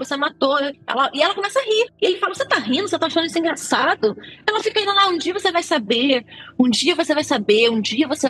do tipo, olha, eu fiz isso. É quase como se fosse assim, porque eu sei que existem pessoas, existem crimes com esquizofrênicos, que às vezes a pessoa comete uma série de assassinatos em série, porque ela acredita que a voz mandou ela matar aquelas pessoas para que a humanidade fosse salva. Ela não tá salvando só ela tá salvando a várias pessoas. Ela tá salvando o mundo, porque ela matou fulano e ciclano. Então, esse áudio deles é quase como se ela fosse assim, um dia você vai entender, eu salvei, isso foi pro nosso bem. Eles precisavam morrer pro nosso bem. Você não tá entendendo agora, mas você vai entender um dia. Tudo isso foi pro melhor. Eles precisavam morrer. Como é que o mundo vai ficar com 2 zumbizinhos andando por aí, soltos? Não pode. Então, acho que o tom da voz dela é quase de descaso, assim, de eu fiz o que precisava ser feito. Não me julgue. Que loucura, gente. Eu acho que o culto em si, qualquer forma de culto ou de seita, e eu acho que a gente está num momento hoje histórico em que a gente está vendo novamente isso em alguns espectros né, por aí, sociais, de culto, de pessoas que cultuam certas figuras ou certas crenças e que a pessoa fica cega. Você pode mostrar vídeo, print, imagem, documento, áudio, o que for, e a pessoa não acredita, porque a fé dela, naquela crença nela, o culto que ela tem, aquela figura que só na cabeça dela, na verdade, existe, é muito forte. E talvez esse seja um caso, né? O que eu acho muito interessante, e aí só um especialista para falar, é que como essas pessoas que cultuam têm essas crenças em que a morte é o que vai acabar, é o que vai resolver, nunca é a morte dela. É sempre a morte de outrem, é sempre a morte do outro. É o outro que precisa matar para que ela alcance o objetivo dela. Não é ela que precisa morrer para alcançar o objetivo, para chegar no céu, para chegar num lugar melhor. Não. Outras pessoas é que precisam morrer. É o filho, é o marido, é o vizinho, é não sei quem. Outras pessoas é que precisam morrer, porque da crença dela, a seita dela, a religião dela acredita que aquilo ali é o que vai salvar a humanidade. Então eu não sei até onde que vai o egoísmo dessas crenças. Até onde as pessoas são autocentradas a esse ponto. É o narcisismo, né? Não vou falar de diagnóstico aqui, né? Eu vou falar bem bíblico, viu? Bem Velho Testamento isso aí, né? Quem se fudia era os primogênitos, eram os adolescentes que usou o careca, as mulheres no processo. Você deve ver eu aí, cara, que usou o careca, que história é essa? Conhece essa história não, essa passagem bíblica? Que Deus mandou o urso matar as crianças? Ah, eu lembro da ursa. Lembro. Tava lá, eu era o careca. É bíblico. Foram usar o careca, agora estão sendo presos. Tá vendo? Xandão. Escreveu Deus com D minúsculo? Olha o que aconteceu. É foda, rapaz. É que a gente volta, eu acho que a gente acaba voltando sempre pro mesmo ponto, né? Da conivência. Até onde é conivente eu acreditar, eu criar uma religião ou abrir um braço de dentro de uma religião em que eu autodetermino de que para que eu alcance o céu ou eu alcance a graça, você precisa morrer. Então, e a gente vê isso em vários, né? Vê nesse caso. O Jim Jones foi a mesma coisa, porque ele só se matou no final. Mataram ele, na verdade, né? Ele morreu com a tiro, se eu não me engano. Mas porque não tinha o que fazer, acho que nem foi mais pela crença, foi porque o avião já tinha voado, já tinha gente que já sabia. Então, acho que foi mais por medo do que por fé. Assim como aconteceu com o Akon, foi a mesma coisa, né? Aquele caso que o FBI entrou dando tiro na seita, e tem até documentário sobre isso. Também a mesma coisa, que acho que é David Kochek, se não me engano o nome dele. Então, também parte desse pressuposto. E outras tantas seitas que você vê que os seguidores são levados a crer que eles precisam tirar as próprias vidas. Não é o líder que tem que tirar a vida dele. Você tem que tirar a sua vida. E não é só com vida, não. É você que é a mulher que acredita naquela seita. Ela é que precisa casar com o líder religioso. É a criança menor de idade, a menina, que precisa também se casar com esse líder religioso. Ele é que precisa ter várias mulheres, não são os outros participantes. É ele que precisa ter várias mulheres. Só ele pode ter várias esposas, só ele pode ter vários filhos. Então, assim, até onde vai a conivência e, como o André falou, o narcisismo dessas pessoas. Então, por isso que eu sempre fico me questionando quando aparecem essas questões de culto. A pessoa cria o culto porque realmente ela tem fé naquilo que ela está propagando, ou ela passa a propagar aquilo para alcançar um objetivo pessoal. Eu acho que isso se perde no meio do caminho. Eu também acho que as duas coisas são funcionais, assim. É que tem um vídeo muito curtinho, né? Passou muito significado para muita gente, mas tem um vídeo que a pessoa fala assim: eu acredito que os pastores são muito mentirosos, porque não é possível que eles falem tanta mentira no púlpito. Aí o pastor falou assim: não, pô. Não, eu não acredito que os pastores acreditem em tanta besteira que eles falam. O cara falou assim: não, pô, a gente mente mesmo. Aí o cara, oi? Tipo assim, não é possível que as pessoas mentam tanto para vender alguma coisa. Mas é possível. As pessoas, elas se enganam, se convertem, elas passam a acreditar na realidade paralela delas. Isso é muito normal, gente. Eu acho que isso é muito comum, vivemos muito isso. Os Estados Unidos está vivendo isso pra cacete, né? A distorção da verdade por um caminho específico. Tudo é papo de política. Não é papo de política, é papo de delírio, tá? É papo de delírio. Pra onde você caminha, a direção que você vai, né? A realidade, ela vai se moldando. Não, mas a realidade tá se derretendo nos Estados Unidos, com certeza. Sim. Não só nos Estados Unidos, né? Aqui também.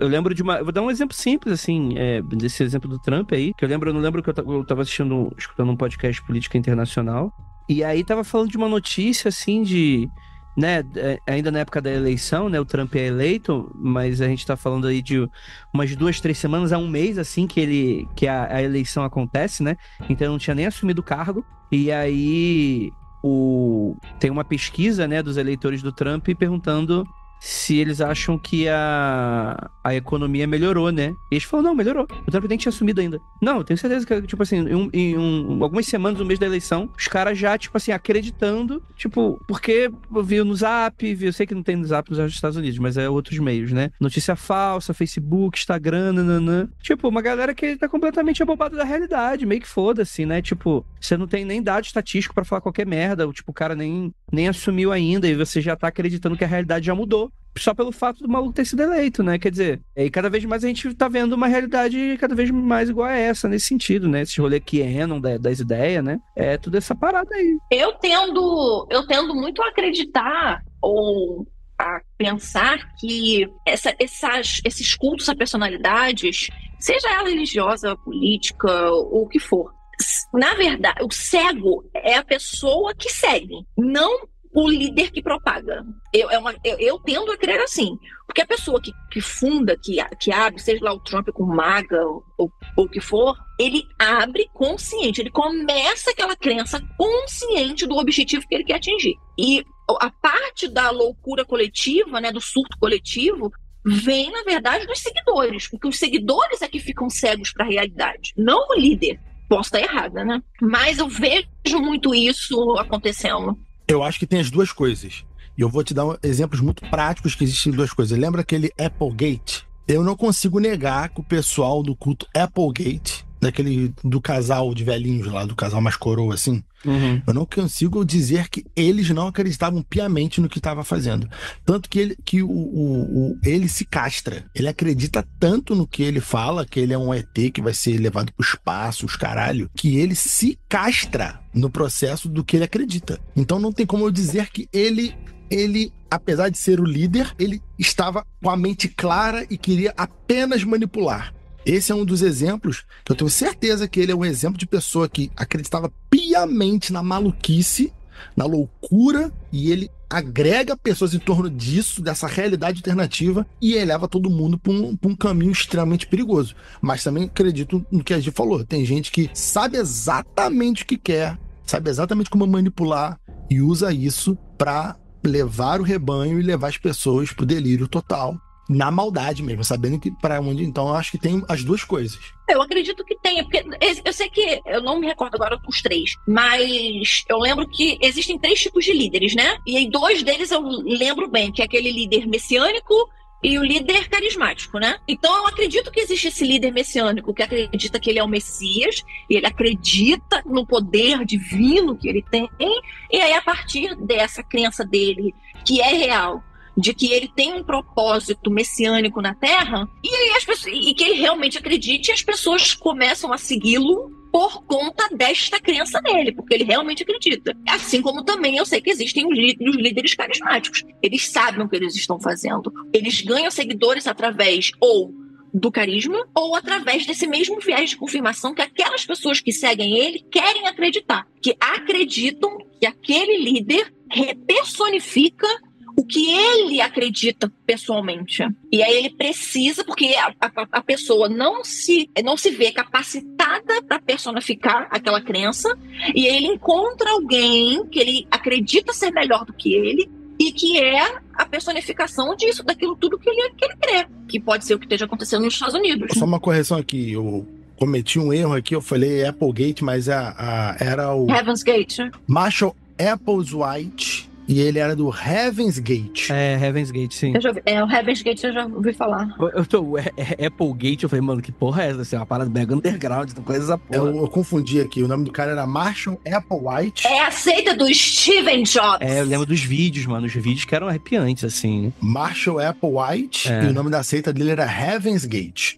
Então, esse é do tênis? Eu sei que tem uma do tênis que parou até de vender, porque ficou super marcado. É de 93, se eu não me engano, até o caso. É esse? Não lembro se foi Johnstown não. ou se foi alguma outra. Johnstown que marcou foi o Kisuko, né? Esse tinha um culto menorzinho, tinha papo de 50 pessoas, assim, era maior, mas no final das contas, papo de 38, 40 pessoas que se tiraram a própria vida, né? Mas ele acredita... Caraca, eu tô falando Kisuko, mas não é Kisuko, né, mano? É a marca americana, né? Eu tô falando de chama de Kisuko. Kisuko é brasileiro. Pra quem gosta de ufologia, tem inclusive seitas que acreditam que vai vir, sei lá, um green da vida, vai vir buscar ele. Sim. O cometa vai... se eu não me engano, eu não lembro se foi Johnstown, era aquele do cometa, né? Eu não sei se tinha a ver com alienígena, mas crenças alienígenas são bem parecidas. Tipo, o cometa vai vir fazendo a limpa em geral, né? Essa é do cometa, essa que eu falei. Então. Essa do Heaven Gates, o cometa Halley Bob. Ah, sim, tá. Então eu tô confundindo mesmo. Tá certo. Mas tem uma que tem um documentário na Netflix que vai ser um cara francês que vai fundar na França. O governo francês expulsa ele da França, ele vai cair aonde? Tem um documentário na Netflix também. É muito bom. Ele cai aonde? Ele cai nos Estados Unidos. Nos Estados Unidos ele faz aquela seita gigante, onde um dedo no cu do outro. Mano, tu vê que é a água dos Estados Unidos. Osho. O cara saiu da Índia, deu merda. Foi para os Estados Unidos, deu merda. Francês vai para os Estados Unidos, dá merda. O problema tá lá. É um grande cemitério indígena. É isso aí. Acabou. E essa seita do francês que vai para os Estados Unidos consegue, por incrível que pareça, vai prender meio que o dinheiro dele, né? Os Estados Unidos não prende a pessoa, vai futucar o dinheiro dele. E aí ele foge com tudo pro Japão. E aí até hoje, até ano passado, quando o documentário foi divulgado... acho que eu já ouvi falar. A seita dele continua no Japão muito bem, obrigado. Inclusive ele é casado com 2 japoneses, que cuidam muito bem dele. Então... E o dinheiro, ele diz que o dinheiro é para construir um espaço-porto para receber os ET que estão chegando. Aí ele começou a construir. Tem que fazer um cursinho aqui com a galera aqui do Brasil, né, DTB? É verdade. Esse negócio de juntar dinheiro, eu até lembrei agora. Eu fiz um caso para apoiadores do podcast, que o nome do cara era Gary Heidnik. É um cara, ele é um assassino muito brutal, inclusive os assassinatos dele são extremamente brutais, assim, é complicado. E ele criou uma seita, ele tinha uma doença mental, diagnosticado, que ele deveria ter tratado e não tratou.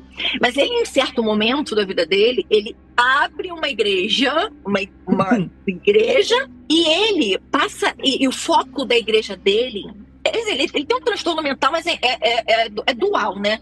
Ao mesmo tempo que ele tem um transtorno mental para lidar com as pessoas, ele enriquece, ele cria um plano de negócio para essa igreja. Ele fica multimilionário com esta igreja. E as pessoas desta igreja, que ele capta para a igreja dele, são só pessoas, basicamente mulheres, com doenças mentais. Que beleza. Inclusive, algumas ele mata. Que beleza.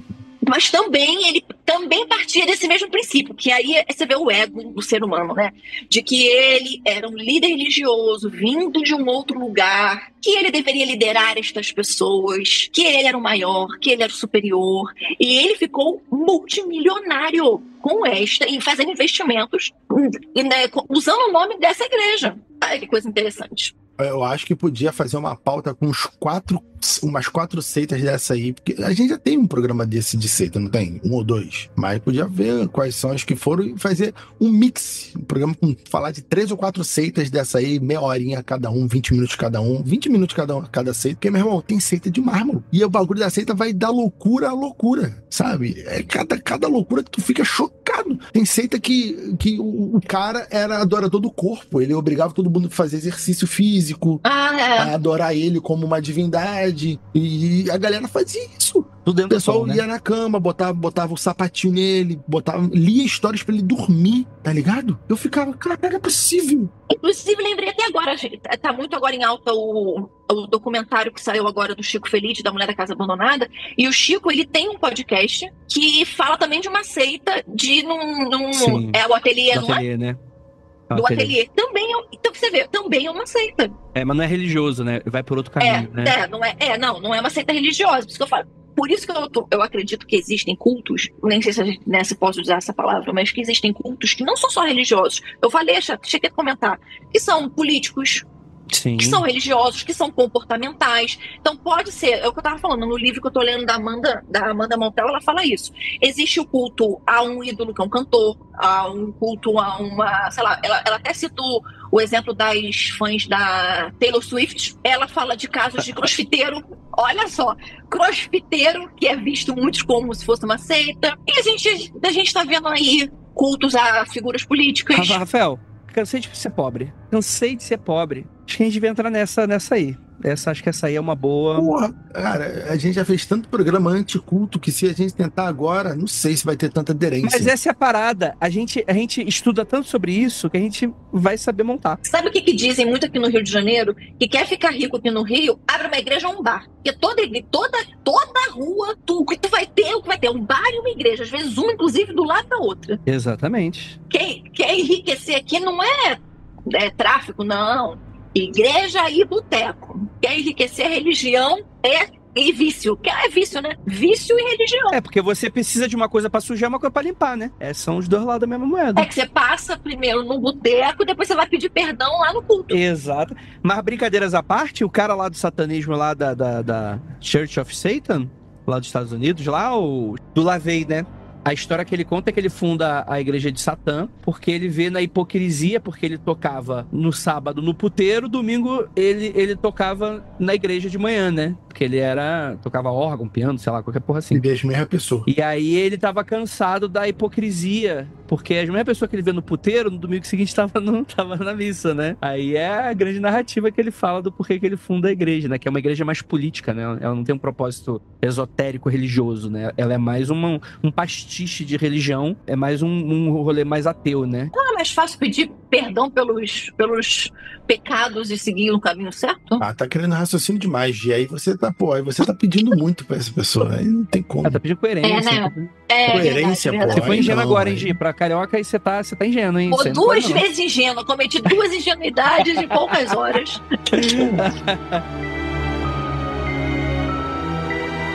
Gente, gostaria muito de agradecer a todos vocês que ficaram até aqui. O que você acha, ouvinte? Quero saber a sua opinião aí nos comentários do Spotify. Lembrando a todos, dê uma curtida, dê uma comentada. Apoia a gente lá no apoia.se/confidencial. Queria agradecer muito ao nosso queridíssimo Rafael Jacaúna, que tá sempre fazendo lá. Onde é que o pessoal te vê, Rafael? Rapaz, o pessoal não gosta muito de me ver, não. Acho que o pessoal me vê uma vez, vê que eu sou careca, se decepciona, vai embora. Não sei, né? Mas o pessoal pode me ver em 2 lugares aí. No YouTube, canal do YouTube chamado Hora do Jacaúna, ou na Twitch, né? Fazendo lives junto. Faço lives tanto no YouTube quanto na Twitch. Na Twitch é Jaca Freak, sempre domingo às 7 horas da noite e segunda-feira às 7h30 da noite. Galera. E Gi, você falou do teu podcast, onde é que o pessoal te encontra? Podem me encontrar todos no podcast, meu nome no podcast é Sobre Investigação, e todas as outras redes também, tá, gente? É tudo @Sobre Investigação. No Instagram, no TikTok, toda semana tem diversos vídeos de casos que estão acontecendo agora, eu faço. E tem o podcast, né? São casos, eu sempre trago casos de crimes brasileiros. E também agora, essa semana, acho que até vai ter, quando saiu esse episódio, eu devo ter soltado já uma análise que eu faço de 2 documentários. Um na HBO, né, e outro na Prime, que é da Mulher da Casa Abandonada e do assassinato do ator Rafael Miguel. Então sempre também eu trago reviews de documentários de crimes. Mas tem sempre aí, gente. Tô aí. Pode me procurar lá no Sobre Investigação no podcast e nas redes sociais. @Sobre Investigação. Estamos sempre falando de crimes. E de vez em quando de um pouco. Galera, isso aí. Gente, é isso. Gostaria de lembrá-los que não olhem para trás.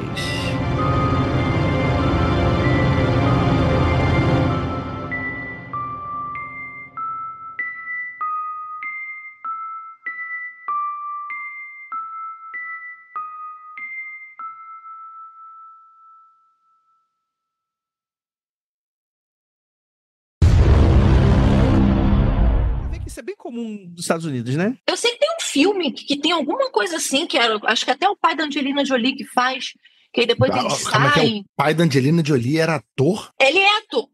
Porra, não sabia. Que isso, Rafael? Ele é famoso. Não sei quem é o pai da Angelina Jolie. É aquele... Como é que é o nome dele? Walt John Voight, alguma coisa Voight, não é?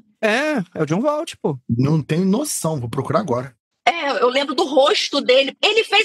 Porque você falou do Adam Sandler, ele fez o Clique com o Adam Sandler. Ele é o cara que dá o controle remoto pra ele. Caralho, esse cara. Não é. Não. Não é o Billy Crystal, não?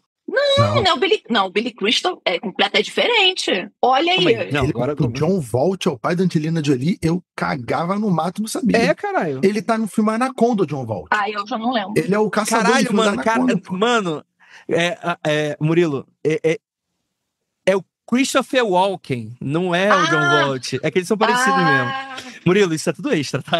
O nosso conhecimento... Tá bem bom, a gente tá vendo, filme, né?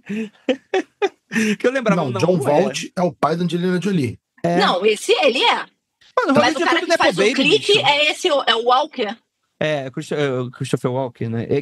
Eu acho que ele... Ele tá no Clique. Ele tá no Clique. Eu sei que tem sim, é esse aí. Tá, ok. Mas eu não vou. Eu tenho que tentar lembrar o nome do filme, cara, que eles ficam no bunker, ele e a esposa dele. Tipo, eles entram no bunker, assim, nos anos 60. E aí eles acham que o mundo. Eles acham que aconteceu um cataclisma, que o mundo acabou, até que alguém abre a porta do porão e eles descobrem que não, que o mundo continuou. Você lembra desse filme? É antigo. Cara, isso é uma proposta então não vou lembrar o nome. Bem próxima, assim, né? Tem muitas séries, filmes. Até ficou quieto. Todo mundo tá gravando? Vou gravar agora. Tá. Gi, a gente faz aqui um método aqui que a gente conta 1, 2, 3, no já, 2 palminhas, beleza? Pô, 2 palminhas? É. Tá bom. Caraca, Gi, você tem um sotaque muito forte. Te falando. Cara, vocês não têm noção do quanto comentário eu recebo disso, porra. Já fiquei com a minha autoestima, já foi no chão. Vasco perdeu, eu tô falando do meu sotaque. Ela é carioca no nível que eu só vejo quando uma vez o Keller falou pra Tabata assim, caraca, tu é muito carioca mesmo. Eu fiquei rindo. Eu falei, caraca. Eu percebi meu sotaque quando eu comecei o podcast. Eu nunca tinha me atentado. Pra mim, eu falo como todo brasileiro fala. Aí, ó. Denúncia. Qual brasileiro é esse, né? Para além do Rio de Janeiro. Da Zona Oeste. Vamos lá. Da Zona Norte. Vamos começar aqui? Palminha? 1, 2, 3 e já. Vamos lá. Vou começar aqui. No começo, ela parecia apenas... No começo, ela parecia mais... Ai, meu caralho. No começo, ela parecia apenas mais uma mulher profundamente religiosa e devotada à família. Lori Vallow... Este programa foi produzido por Paratopia Podcast Storytelling.